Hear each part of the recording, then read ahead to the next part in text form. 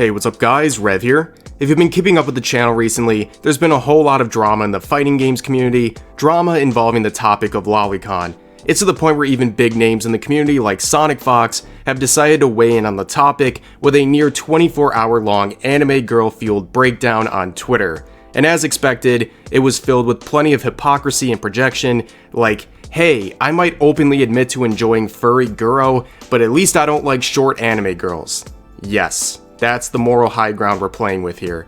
But how do we get to this chapter of the manga series? Well, to make a long story short, the fighting games competitor Lunar was banned from the tournament host Climax for tweets like the one on the left, where he admits to liking loli characters from various fighting games. One of these characters is of course Noelle from Melty Blood, the same game that Climax is hosting in their tournaments. The same tournaments Lunar is now banned for liking the loli characters they feature.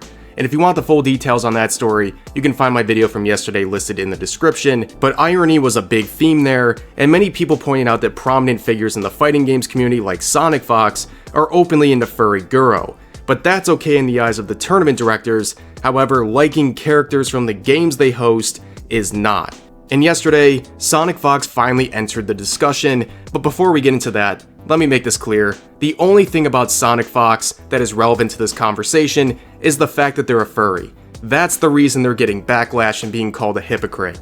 If people use this as an opportunity to attack other characteristics of SonicFox, then they're stupid. Simple as that. But SonicFox opened with this tweet right here. Those guys are so mad at the Climax at Night ban that they're associating me having a fascination with gore and furry culture with someone liking underage anime characters, and I'm dead. So yeah, that was a sentence. I don't think I need to add any commentary to demonstrate how ridiculous this tweet is. And as you can tell from the number of quote retweets, people weren't having it. In fact, this tweet and many of their follow-ups were ratioed into the Shadow Realm, something that I'm pretty sure SonicFox with their Twitter following of nearly 250,000 is not used to having happen, especially given the fact that the accounts doing it to them have only a minute fraction of their following. And I don't think SonicFox responded very well to this and started firing off tweets about lolicon for hours on end. It's a very 2022 type of conversation when you have to make several tweets about how you don't get sexual arousal from watching furry guro, as if it matters what you're doing while consuming something like that.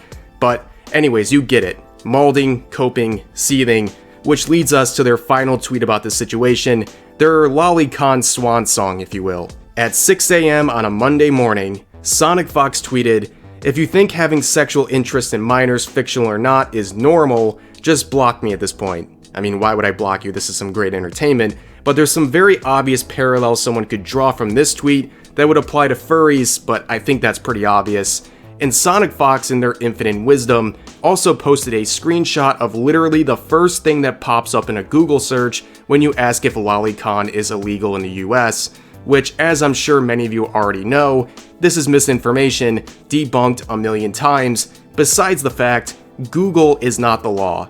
Embarrassing, especially given the fact that they live in the US and don't even know the laws of their own country on a topic they still feel so comfortable about that they can label other people pedophiles for consuming it.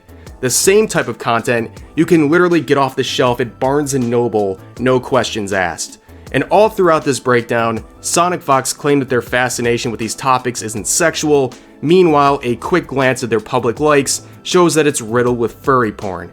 But honestly, who cares? People should mind their own business in regards to what fictional content they consume, but the second you want to take the moral high ground and claim that your interest is acceptable but other people's are not, your hypocrisy is going to make you look really, really stupid.